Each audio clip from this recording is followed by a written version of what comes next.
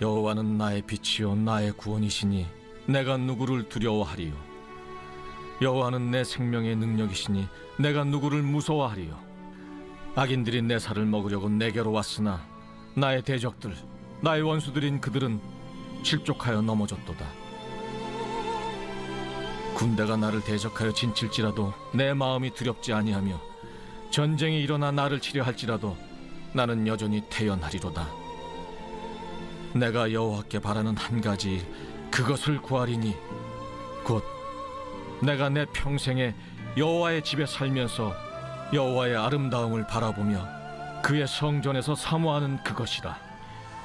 여호와께서 환난 날에 나를 그의 초막 속에 비밀히 지키시고 그의 장막 은밀한 곳에 나를 숨기시며 높은 바위 위에 두시리로다.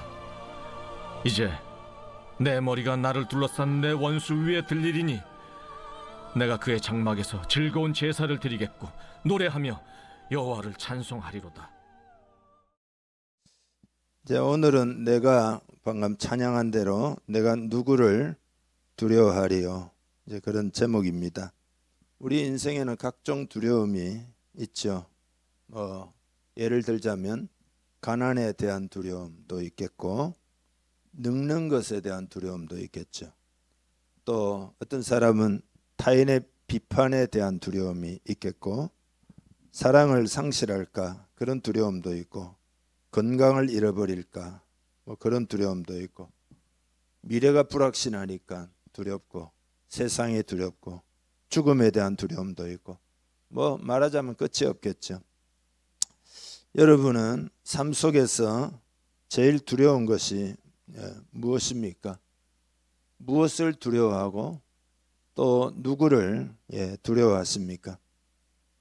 근데 우리 하나님의 자녀들이 두려워하는 것은 다 허상입니다. 허상. 없는 거예요. 왜냐하면은 이 세상에 대한 통치권, 이 세상의 모든 통치권이 우리의 아버지 하나님께 있기 때문입니다. 그런 의미에서 우리 하나님의 자녀로서 두려워하는 것은 실제로는 다 허상이다. 왜냐하면 하나님의 온전한 다스림 안에 있다는 것을 여러분이 깨달아야 합니다. 그래서 오늘 1절에 다윗이 이렇게 지금 고백하는 겁니다. 여호와는 나의 빛이요 나의 구원이시니 내가 누구를 두려워하리요. 여호와는 내 생명의 능력이시니 내가 누구를 무서워하리요.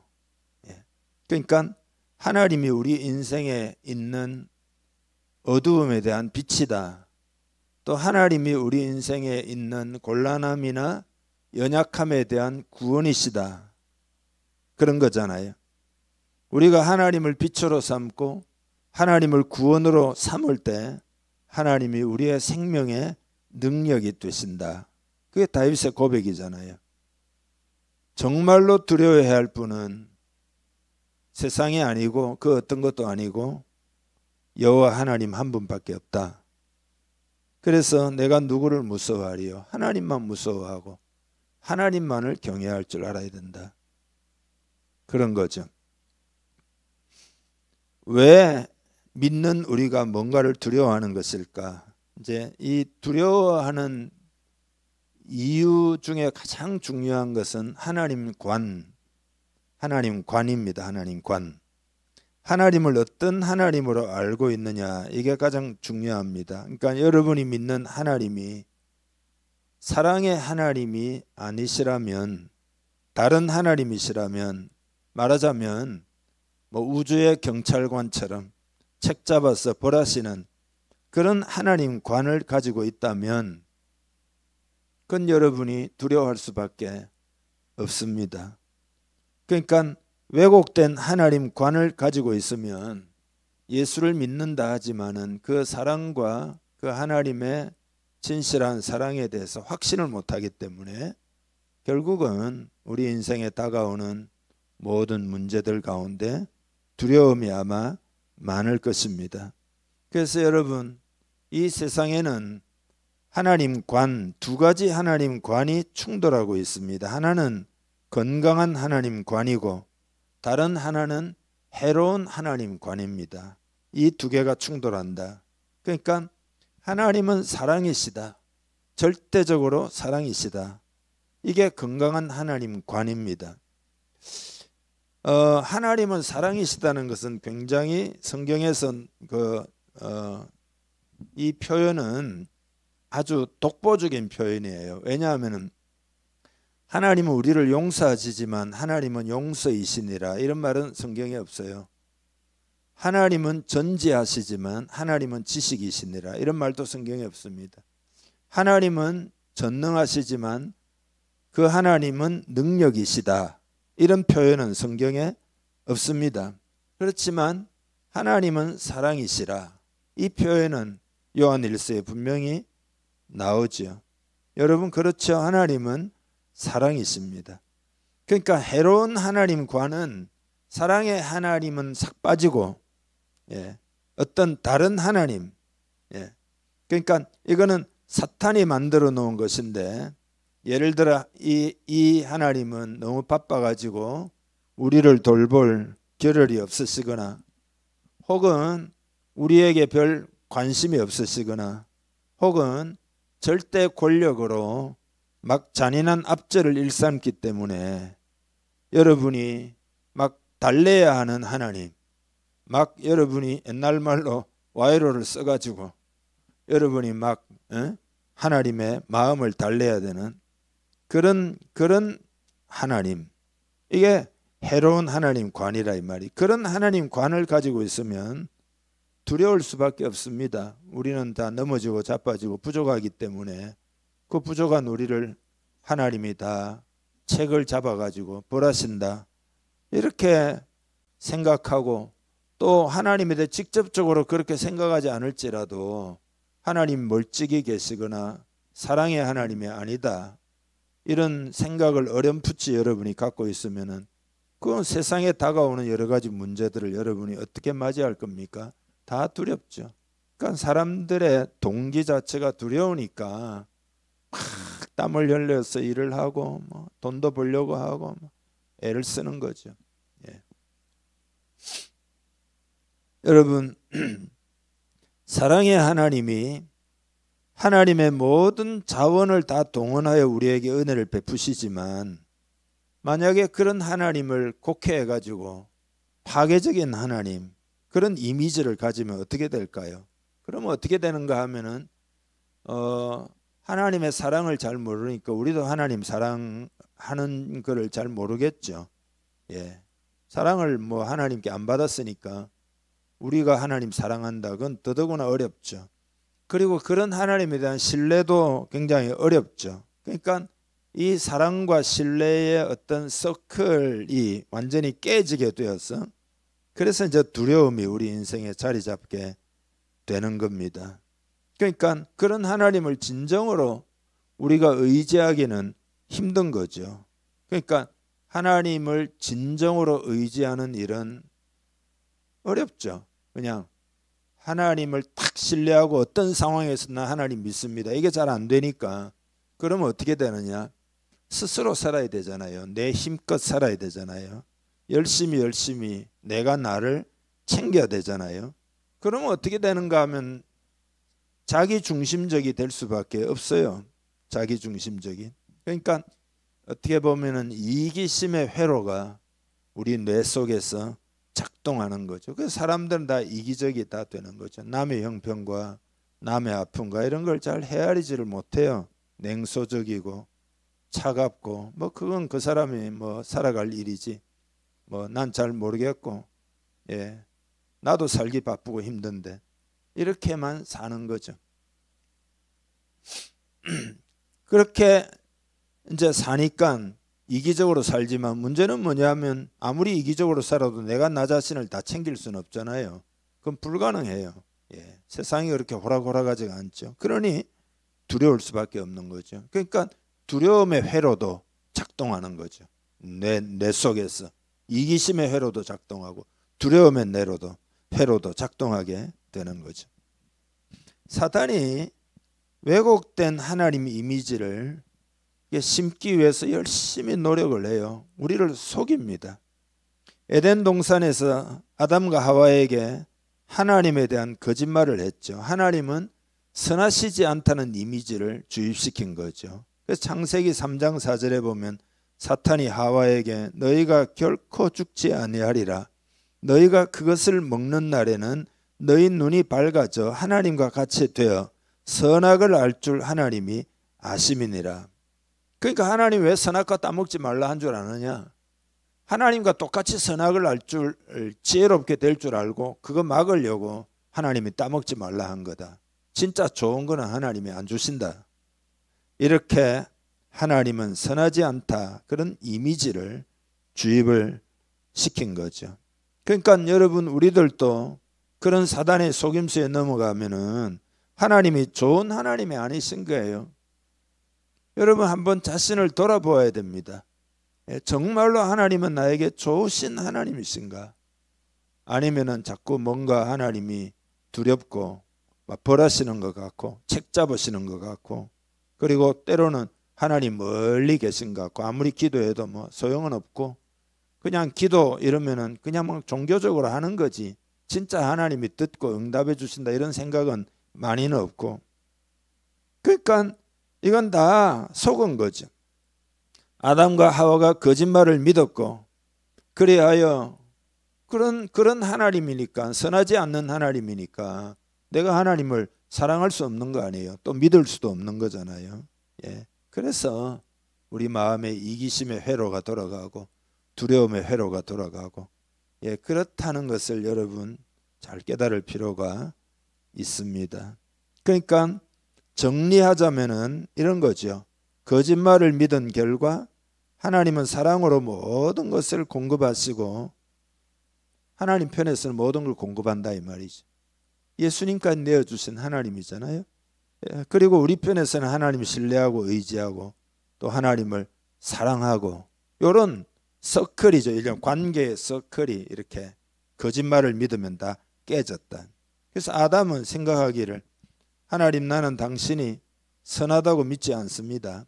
내 생각에 당신은 나를 억압하고 힘과 권력을 하나님이 다 독차지하려고 하십니다. 그래서 나는 더 이상 하나님을 신뢰하기가 어렵습니다. 시험 들고 난 마음 상태를 표현하자면 그런 거예요. 그리고 아까 말씀드린 대로 이 신뢰와 사랑이 깨진 결과는 뭐냐? 그게 두려움과 이기심이에요. 그러니까 아담의 마음을 대변하자면 하나님이 나를 대적한다고 생각하니까 두렵습니다. 당신이 무섭습니다. 당신이 지켜줄 것을 신뢰할 수 없으니 스스로 나를 챙겨야 합니다. 그런 거죠. 예. 그래서 두려움과 이기심으로 살아가는 것을 한마디로 뭐라고 표현하느냐, 그게 적자생존이죠. 적자생존. 진화론의 적자생존 말입니다. 그러니까 적자생존은 뭐냐 하면은 죽이지 않으면 내가 죽는다 이거죠. 예, 강한 자만 살아남으니까 또 나부터 챙기고 본다. 이게 적자생존이죠. 그러니까 이런 것은 성경하고 완전히 다른 이야기예요. 베푸는 것이나 사랑하는 것이나 뭐 선을 행하는 것이나 이런 것하고는 완전히 정반대죠. 그러니까 여러분, 막시즘 공산주의가 왜 무섭냐? 예, 그거는 칼바르트가 다윈에게 자본론을 쓰고 난 다음에 다윈에게 바친다 그랬잖아요. 자기가 제일 존경하는 사람에게 글 쓰고 바치는 거잖아요. 찰스 다윈에게 나 이 모든 영광을 돌립니다. 그러니까 적자 생존의 원리를 적용해 가지고 이론을 만든 게, 그게 이제 사회주의, 과학적 사회주의 이론이잖아요. 이게 하나님의 창조 세계를 죽이는 병입니다. 그렇게 가면 다 죽고 말아요. 예, 다 죽고 말아요. 두려우니까 막 내가 먼저 공격해야 되고 무너뜨려야 되고 막 내 것 챙겨야 되고 이기심에 따라서 다 죽는 거죠. 예, 그러니까 오늘 이 세상에는 그런 적자 생존의 원리와 하나님의 복음이 부딪혀 가지고 싸우고 있는 거다. 그게 영적 전쟁이다. 여러분, 이것을 잘 깨닫기를 바랍니다. 디모데전서에 보면은 말세에 고통이 온다는 거예요. 제가 읽어드리겠습니다. 너는 이것을 알라. 말세에 고통하는 때가 이르러 사람들이 자기를 사랑하며 돈을 사랑하며 자랑하며 교만하며 비방하며 부모를 거역하며 감사하지 아니하며 거룩하지 아니하며. 이게 왜 말세에 왜 고통을 받냐? 이게 이기심 때문에, 이기심 때문에. 자기를 사랑하고 돈을 사랑하고 이기심이잖아요. 자랑하고 막 자랑하면 다른 사람 상처받잖아요. 이기심 아니에요? 교만하고 나는 높이고 남은 깎아내리고 비방하며 심지어 부모까지도 거역하며. 그러니까 이기심이 가득하니까 욕심이 가득하잖아요. 무슨 감사가 있겠어요? 그러니까 감사하지 아니하며 그 모든 것들이 다 거룩하지 않는 거잖아요. 그러니까 두려움과 이기심은 결국은 죄를 짓게 만듭니다. 그래서 아담과 하와도 아직 기회가 있을 때 하나님이 그 선악과 하나님이 다 잘라버리고 없애기 전에 저 열매 따먹고 내 인생 챙겨야 된다. 그렇지 않으면 내 성공의 기회가 다 달아날 거다. 그래가지고 그거 따먹은 거다. 그러니까 하와가 마음에 그런 시험을 딱 받고 나무를 보니까 성경에 나와 있잖아요. 먹음직도 하고 보암직도 하고 지혜롭게 할 만큼 탐스럽기도 했다는 거예요. 그래서 자기도 따먹고 옆에 있는 남편에게도 주어서 먹게 했다. 여러분, 이렇게 죄를 지으면 어떻게 되느냐? 우리의 사고가 왜곡이 되고 우리의 성품도 다 왜곡되고 우리의 몸도 망가져요. 그래서 우리는 영생하는 존재인데 몸도 망가져가지고 죽잖아요. 그죠? 아무리 살아도 뭐 100년. 영적 사망, 육적 사망. 그래서 로마서 6장 23절에 보면 죄의 삭은 사망이요. 그래서 사람이 다 죽는 거다 말이에요. 그러니까 사탄은 이기심의 원리, 자기중심의 원리로 살도록 우리를 유혹해요. 이 시험에 들면 사탄이 승리하는 거죠. 영적 전쟁이 벌어지고 있는 거죠. 그래서 여러분, 오늘 우리가 이 두려움이라는 것을 이기려고 하면은 하나님과 우리와의 관계가 어떠한가를 잘 깨달아야 합니다. 하나님과 우리와의 관계, 예수 믿은 여러분, 하나님과 여러분 간의 관계를 잘 깨달아야 됩니다. 한마디로 이야기하면 어떤 관계냐? 화평한 관계예요. 화평한 관계. 그렇죠? 하나님과 우리는 화평한 관계입니다. 이게 얼마나 중요한가를 좀 말씀드리겠는데요. 우선 성경을, 이 화평에 대한 성경을 좀 읽겠습니다. 로마서 5장 1절 2절입니다. 앞에 있죠? 다 같이 읽겠습니다. 그러므로 우리가 믿음으로 의롭다 하심을 받았으니 우리 주 예수 그리스도로 말미암아 하나님과 화평을 누리자. 또한 그로 말미암아 우리가 믿음으로써 있는 이 은혜에 들어감을 얻었으며 하나님의 영광을 바라고 즐거워하느니라. 아멘. 자, 이 구절을 보면 하나님과 화평을 누리자 그러잖아요. 사도 바울이 화평을 누리자 그랬는데 이 말을 한 이유는 뭐냐 하면 크리스찬 중에 화평을 누리지 못하는 자가 있다 없다? 있기 때문에 이 말을 한 거잖아요. 하나님과의 화평을 누려야 그 다음에 믿음도 성장하고 그 다음에 축복도 임하고 그래요. 하나님과의 관계가 화평을 누려야 된다 이 말이죠. 특별히 두려움을 이기려면 이게 돼야 됩니다. 화평을 누린다는 게 어떤 의미일까? 여러분, 하나님의 평강을 누린다는 말하고 달라요. 하나님의 평강을 누린다는 말하고 다른, 평강을 누린다는 말은 이런 거죠. 우리가 어떤 어려움이나 절박한 상황 가운데서도 마음에 하나님 평강이 있는 거죠. 고요하고 흔들리지 않는 것을 말합니다. 그러니까 세상에 아무리 걱정거리가 있어도 내가 하나님 안에 있기 때문에 마음에 안식이 있는 거죠. 그게 평강을 누리는 거예요. 평강을 누리는 것. 요거는 내가 주관적으로 경험하는 거예요. 근데 하나님과 화평을 누린다는 말은 그런 이야기가 아니에요. 주관적으로 내가 마음이 편안하다, 평안하다 이런 이야기가 아니에요. 화평을 누린다는 것은 이 객관적인 이야기입니다. 예수님 때문에, 예수를 믿기 때문에, 거듭났기 때문에, 하나님 자녀가 되었기 때문에 객관적으로 누리는, 그게 하나님과의 화평이에요.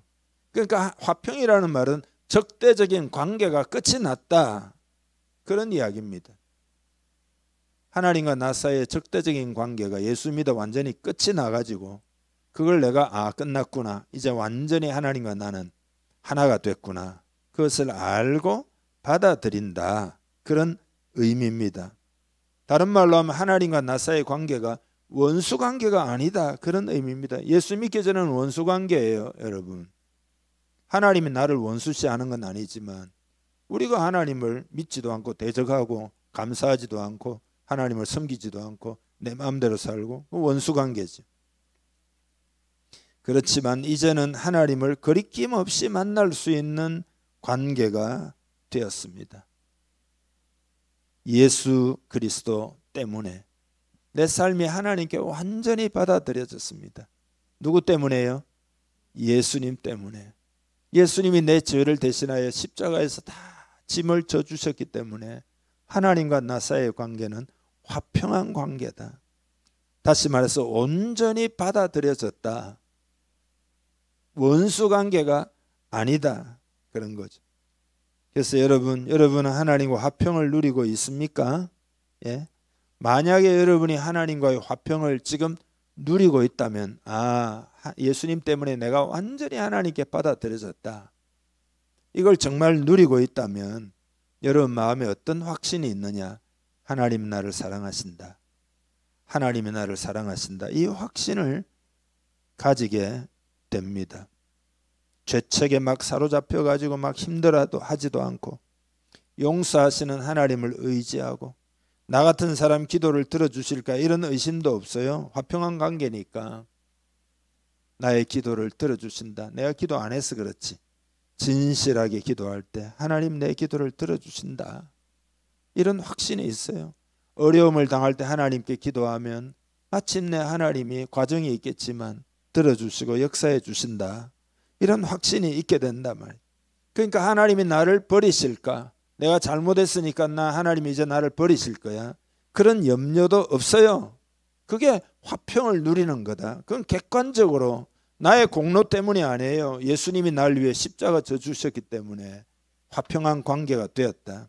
복음을 깨닫고 화평을 누리는 우리 모두 되기를 주님의 이름 축복합니다. 많은 그리스도인들이 자기가 하나님의 사랑이나 축복을 받을 만하지 않다는 생각에 굉장히 힘들어해요. 그러니까 하나님은 멀찍이 계시잖아요. 그러니까 세상의 모든 게 두렵죠.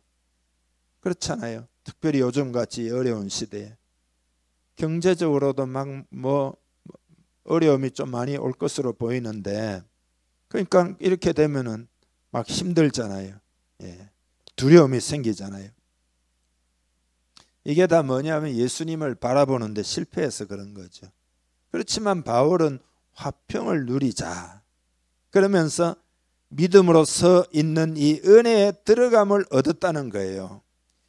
여러분 이렇게 한번 생각해 보세요. 이제 제가 이렇게 반으로 나누어 가지고 요 칸막이가 믿음입니다. 이쪽은 은혜의 세계예요. 이쪽은 비은혜의 세계입니다. 그 예수 믿으면은 믿음으로 서 있는 이 은혜에 들어감을 얻었다는 거 아니에요. 요 들어간다는 말이 헬라 말로 프로사고게는 뭐냐 하면은 소개하다 그런 의미입니다. 그러니까 이쪽 세계에서 은혜의 세계 속으로 들어갈 때 요 벽이 예수님이라 그랬잖아요. 예수님이 우리가 다가오면은 우리를 받아가지고 은혜의 세계 속에 소개해서 들어가도록, 이분은 나하고 관계 있는 존재예요. 그러니까 들여다 보냅니다. 이러면 은혜의 세계 속에 딱 들어간다 이거죠. 그래서 그 안에 들어가가지고 이 은혜의 세계는 하나님이 왕이시고, 그러니까 하나님의 왕실이죠. 왕궁이죠. 그 안에 들어가가지고 그 모든 것을 누리고 머물면서 그런 거죠. 우리가 세상 어디를 가든 영적으로는 천국 왕실 안에 머물러 있는 거죠. 그게 은혜를 입었다라는 말의 뜻입니다. 그러니까 하나님이 왕으로 우리를 다스려 주시고 우리 내 가족이 되었구나. 그러니까 어떤 상황에도 하나님이 내 편이 되어 주신다 이거예요. 예수님 때문에. 예수님이 소개한 거죠.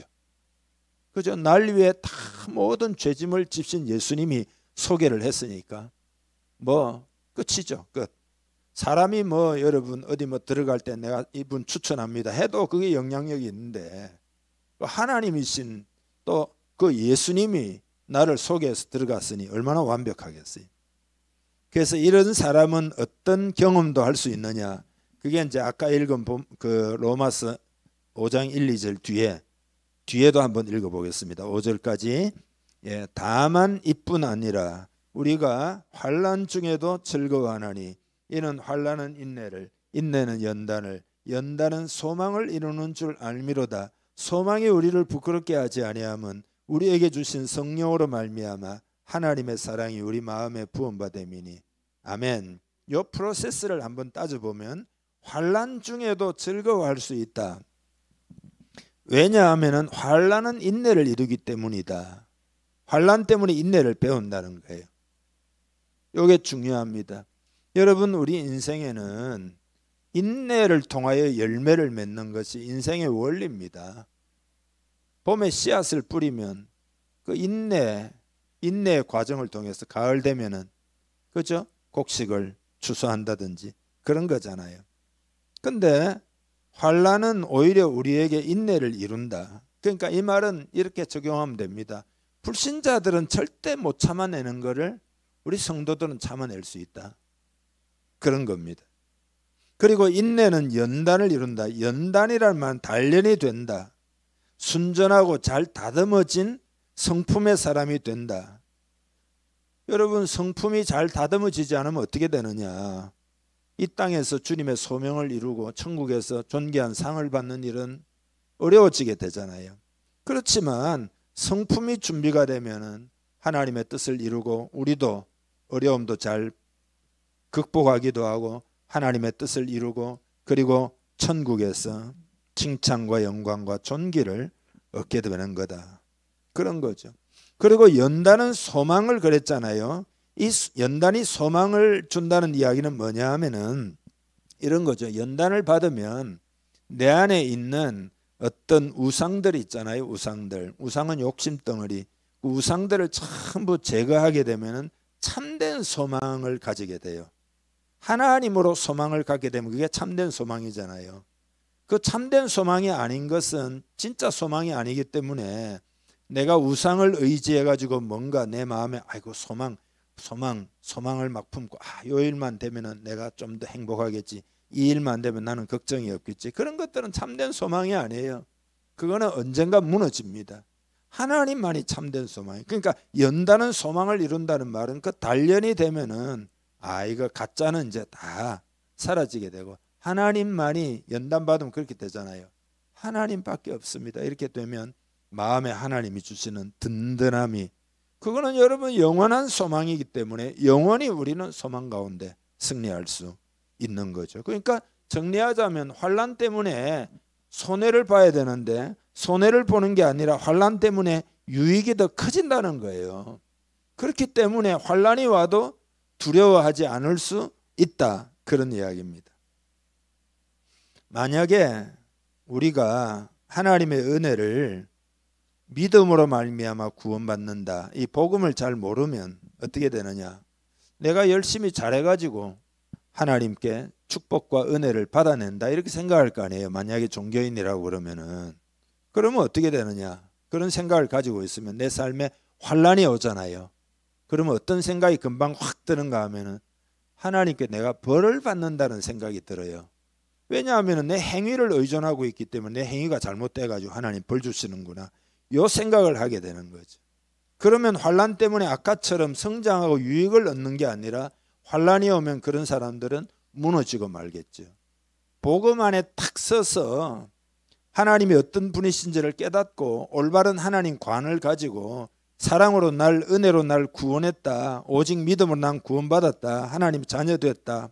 이게 없고 자꾸 행위 종교가 되고 종교적으로 잘해야 되고 이런 생각이 있으면은 환난이 올 때 문제예요. 환난이 오면 하나님이 나를 때리신다. 어떤 사람 하나님 나를 치신다. 하나님 나를 벌 주신다. 이렇게 하니까 하나님의 사랑을 확신할 수도 없고 하나님을 믿을 수도 없는 거잖아요. 그러면 어떻게 되는 거죠? 두렵죠. 모든 게 두렵죠. 다 두려울걸요. 결국 환난은 하나님으로부터 그 사람을 멀어지게 만들어요. 그러니까 이 율법적 신앙은 위험한 거죠. 그래서 하나님 관이 중요하다 이 말이죠. 하나님 관이. 하나님은 진리이기도 하지만 하나님은 사랑의 하나님입니다. 여러분 속지 말아야 됩니다. 하나님은 사랑이십니다. 그 사랑을 깊이 성령으로 받아들이기를 바랍니다. 제가 사실은 설명해 본들 이건 그냥 설명으로 안 될 것 같아요. 여러분이 진실하게 복음을 받아들이고 예수님을 깊이 묵상하고 성령에 의해서 그 주님이 하신 일을 십자가의 사랑을 여러분 마음에 깊이 받아들여야 됩니다. 그렇게 되면 하나님과의 관계는 종교적인 의무의 관계가 아니죠. 기도해야 되고 성경 읽어야 되고 예배 와야 되고 교회 봉사해야 되고 열심히 전도해야 되고 헌금해야 되고 계명을 지켜야 되고 그렇게 살 수가 없어요. 종교적인 의무의 관계는 그렇지만 사랑의 관계는 그렇지가 않습니다. 사랑이 무슨 의무가 있겠어요? 사랑은 책임 있는 사랑, 책임감은 있지만 의무적으로 뭘 하는 거 아니잖아요. 자원해가지고 기쁨으로 하게 되지. 그러니까 여러분 눈에 보이는 것으로 여러분이 놀라지 말아야 합니다. 환난을 당해도 우리에게는 절대적으로 그게 유리하게 작용한다. 이 믿음을 가지기를 축복합니다. 그래서 하나님을 사랑하는 자 곧 그 뜻대로 부르심을 입은 자들에게는 모든 것이 합력하여 선을 이룬다. 그러니까 여러분 우리가 어려운 일을 당할 때 놀라지 말아야 됩니다. 끝까지 여러분 믿음으로 생각하세요. 반드시 유익이 된다. 반드시 유익이 된다. 고난이 힘들지만 반드시 유익이 된다. 난 기도할 거다. 하나님이 유익되게 하실 거다. 그런 고백을 하기를 축복합니다. 옆 사람 한번 축복하면서 하나님이 유익하게 하실 거예요. 한번 이야기합시다.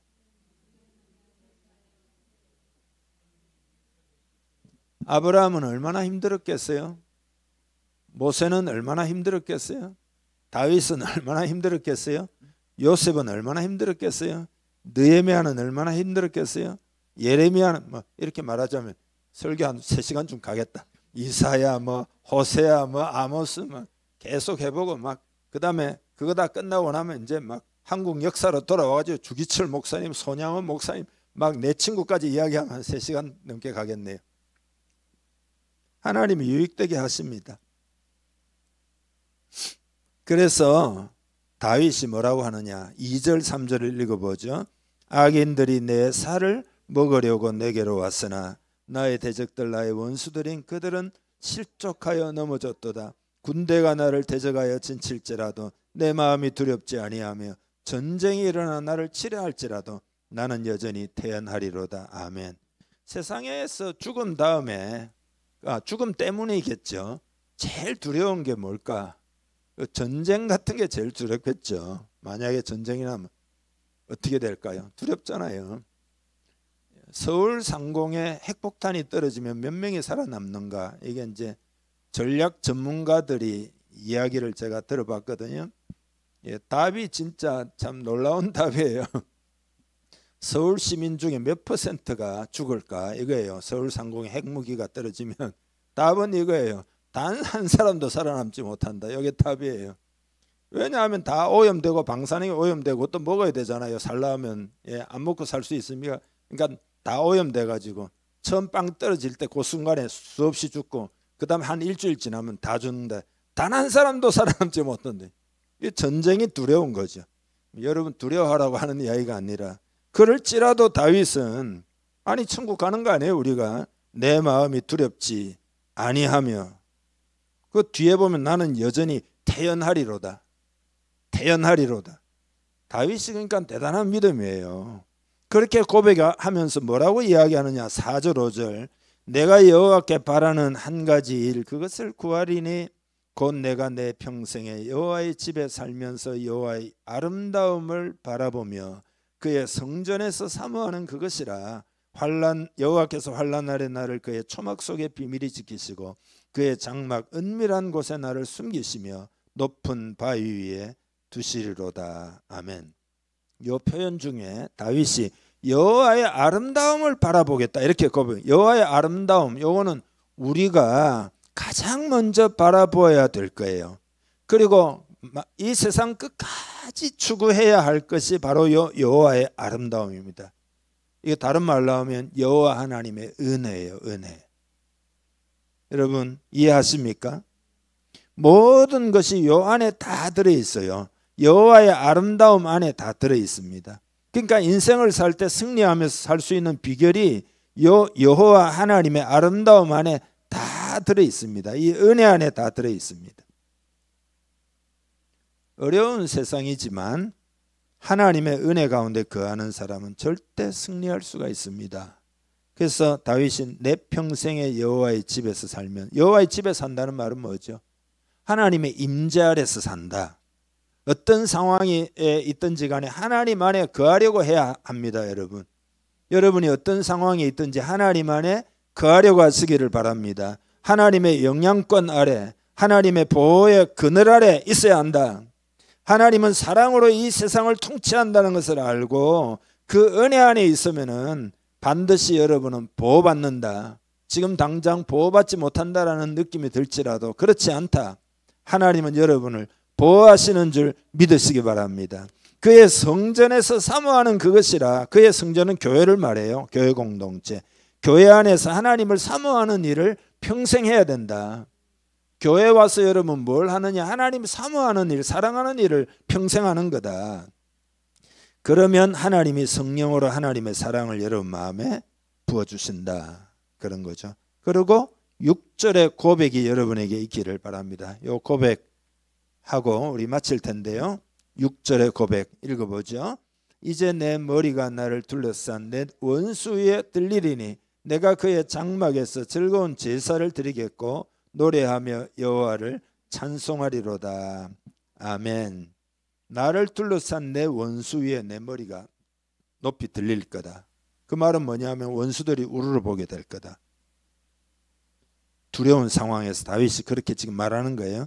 내가 그의 장막에서 즐거운 제사를 드리겠고 노래하며 여호와를 찬송하리로다. 여러분 이것이 우리 인생의 여러분 인생의 목표가 되기를 바랍니다. 난 승리하여 하나님을 찬양할 것이다. 하나님 찬양하게 하여 주옵소서. 그렇게 하여 승리합시다. 이런 고백이 여러분 삶에 계속 있기를 축복합니다. 기도하겠습니다. 합심해서 통성으로 우리 같이 기도합시다. 여러분 삶의 두려움을 하나님께 맡기고 하나님의 사랑을 마음에 부어달라고 기도합시다. 하나님의 사랑을 성령으로 부어주면 우리 사랑을 이렇게 느낄 수가 있어요. 영어로. 그러니까 하나님의 사랑을 부어주세요. 여러분 그렇게 기도하시기를 바랍니다. 사랑이 마음에 자꾸 크게 다가와가지고 두려움을 이겨야 여러분 승리할 수 있고 소명도 이룰 수가 있습니다. 여러분 그렇게 되기를 소원하는 마음으로 다 같이 기도하겠습니다. 하나님 아버지, 예수님의 이름을 인하여 감사합니다. 십자가에 피 흘려 주신 주의 사랑 우리 마음에 이 시간 담을 수 있도록 성령님이 기름 부어 주옵소서. 각자의 마음에 은혜를 부어 주옵소서. 예수 이름 붙들 때 하나님이 우리를 결코 놓지 않음을 기억하게 해주시고 하나님 아버지 왜곡된 하나님 이미지 하나님 관이 사탄의 속임수로 우리 속에 들어온 것들이 있다면 이 시간 기도하는 이 시간 제거하여 주옵시기만을 간절히 원합니다. 예수 이름으로 잘못된 하나님과는 다 제거가 될지어다. 하나님의 사랑 그 사랑을 확신하고 그 사랑으로 끝까지 우리를 지키심을 기억하고 하나님의 언약하신 소명을 다 이룰 수 있도록 도와주심을 기억하고 무엇을 두려워하리요 무엇을 무서워하리요 그렇게 반문하며 믿음으로 다윗처럼 내 머리가 나를 둘러싼 내 원수 위에 들리리니 내가 그의 장막에서 즐거운 제사를 드리겠고 노래하며 여호와를 찬송하리로다. 이 고백이 우리의 고백이 되기를 원합니다. 하나님 이 시간에 우리도 그렇게 고백합니다. 하나님이 영광을 받으시옵소서. 믿음과 용기를 얻고 세상을 나아가게 해주시고 기도하며 예수 이름으로 행할 때 형통케 하여 주옵소서. 하나님이 도와주옵소서. 승리케 하여 주옵소서. 주의 몸된 교회도 이 어려운 시대에 복음의 사역을 잘 감당하도록 은혜를 부어 주옵소서. 성령을 충만히 부어 주옵소서. 더 깨어 기도하기를 원합니다. 더 강구하기를 원합니다. 확신과 소망 가운데 기도하며 전진하고 헌신하기를 원합니다. 하나님을 사랑하여 헌신하기를 원합니다. 자원하여 헌신하기를 원합니다. 주의 나라가 이루어지기를 원합니다. 주의 뜻이 이루어지기를 원합니다. 주여 역사하여 주시옵소서. 하나님의 사랑을 의지해서 우리가 더 성장하기를 원합니다. 거짓된 속임수에 넘어가지 않고 하나님의 사랑을 확신하고 믿음으로 한 마음이 되어 전진하여 주의 뜻을 이루는 우리 공동체가 되게 하여 주옵소서. 우리가 온전히 사랑으로 하나 되면 하나님의 큰 뜻을 이룰 수 있는 줄 믿습니다. 주님, 잘 싸우는 용사들이 되게 하여 주옵소서. 축복하고 예수님의 이름으로 기도하옵나이다. 아멘. 이제는 우리 주 예수